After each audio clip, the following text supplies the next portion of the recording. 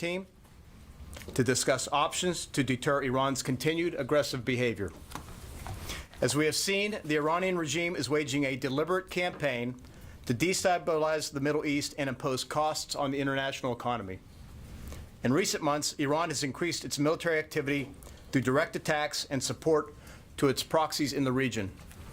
In the Persian Gulf and Gulf of Oman, which are vital waterways for global commerce, Iran has threatened the safe passage of ships by attacking commercial vessels and illegally seizing a British oil tanker. In Yemen, Iran is perpetuating war by providing sustained financial support and advanced weapons to the Houthi insurgency.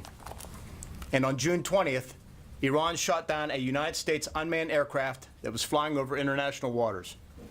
Despite repeated calls from President Trump to begin diplomatic talks, Iranian aggression continues to increase. In the face of this sustained malign behavior, the United States and other countries have demonstrated great restraint in hopes that Iranian leadership would choose peace and reverse Iran's steep decline into isolation and economic collapse. But the attack on September 14th against Saudi Arabian oil facilities represents a dramatic escalation of Iranian aggression.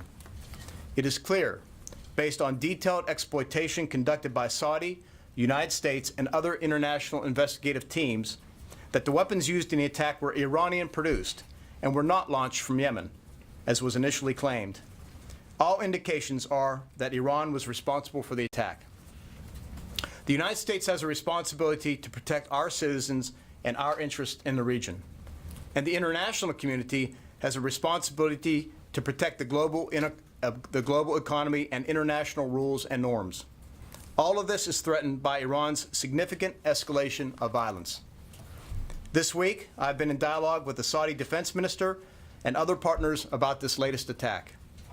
To prevent further escalation, Saudi Arabia requested international support to help protect the kingdom's critical infrastructure. The United Arab Emirates has also requested assistance. In response to the kingdom's request, the President has approved the deployment of U.S. forces, which will be defensive in nature and primarily focused on air and missile defense. We will also work to accelerate the delivery of military equipment to the Kingdom of Saudi Arabia and the UAE to enhance their ability to defend themselves. The purpose of the additional defensive support we will provide is as follows. First, to send a clear message that the United States supports our partners in the region. Second, to ensure the free flow of resources necessary to support the global economy. And third, to demonstrate our commitment to upholding the international rules-based order that we have long called on Iran to obey. As the President has made clear, the United States does not seek conflict with Iran. That said, we have many other military options available should they be necessary. We urge the Iranian leadership to cease their destructive and destabilizing activities and to move forward on a peaceful diplomatic path. General Dunford and I will now take your questions. Thank you. Mr. Secretary, thank you. You said air and missile defenses primarily. Could you be a little more specific about, are you talking about Patriot missiles, and what number of troops are you talking about sending? Yeah, so Bob, Secretary Pompeo just came back this morning, and the Saudis asked for enhanced defensive capabilities. So what we'll do now is take the President's decision. I'll talk to CENTCOM over the weekend. We'll talk with our Saudi partners, and we'll work the details of the deployment, and we'll be able to share that with you next week. So there's been no decision on specific numbers? We haven't decided on specific units. Broadly, as the Secretary said, it'll be capabilities to enhance their air missile defense. It's now my job to come back with to the Secretary with the details of what we believe would meet the Saudis' requirements and is sustainable. Okay, thank you. Just to follow up, and it wouldn't be, we're not talking about thousands of troops, we're talking about hundreds of troops, and also just the Secretary, do you think this is going to be enough, or why do you think this would be enough to deter Iran from further attacks? We think given the state of play now, and then based on whatever assessments we get from Central Command, what the Joint Staff and the Chairman do, and other discussions we're having with partners, we have to continually assess that. We think for now that would be sufficient, but that doesn't mean there could be additional deployments as needed based on the changing situation. And on troop numbers? I would say at this point a moderate deployment, Phil, and we'll have more details for you next week, but not ready to share the details. Not thousands. Thousands would be not moderate. That's fair to say, not thousands. Lucas?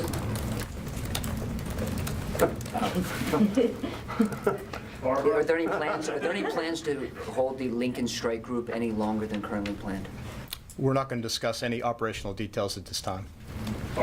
Does, for either of you, does this now represent a full U.S. commitment to defend Saudi Arabia and to defend the oil infrastructure of Saudi Arabia?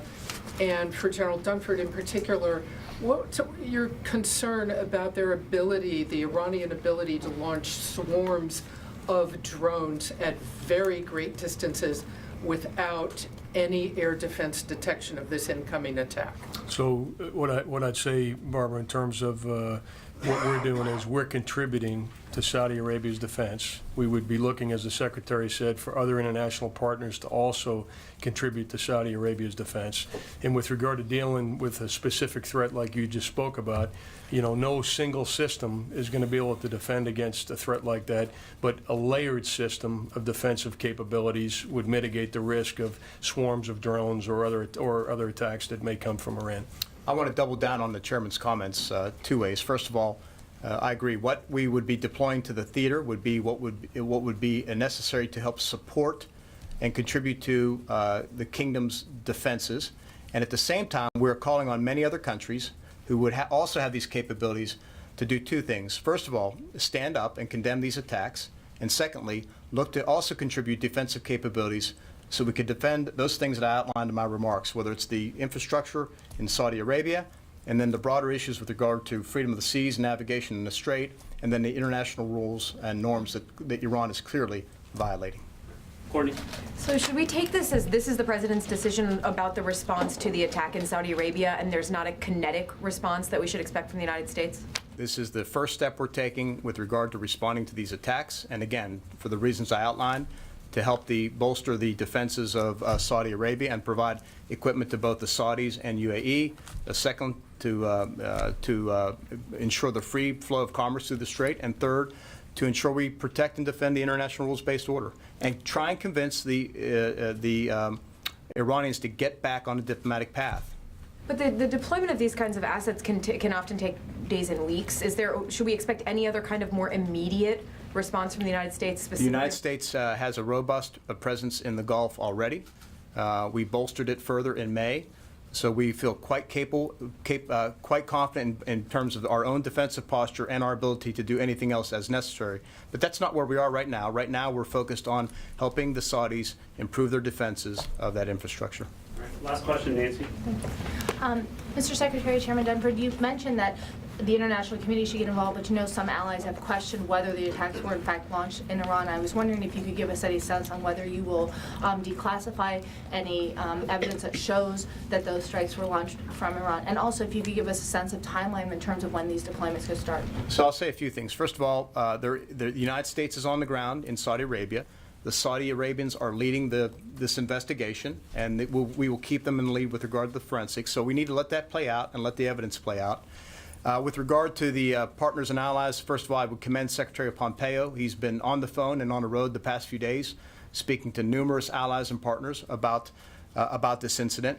And regardless of where you think it came from, the fact is the Saudis were attacked by both drones and cruise missiles and are still vulnerable to attack. So asking allies and partners to contribute resources to help them defend themselves and to defend those things I spoke about, I don't think it's too much of an ask given the situation. And we'll work the details, Nancy, over the weekend, and I'll come back to the Secretary early next week with some specific recommendations. But you can confirm that Okay. the strike was launched from southwest Iran? Thank you, everyone. Thank you.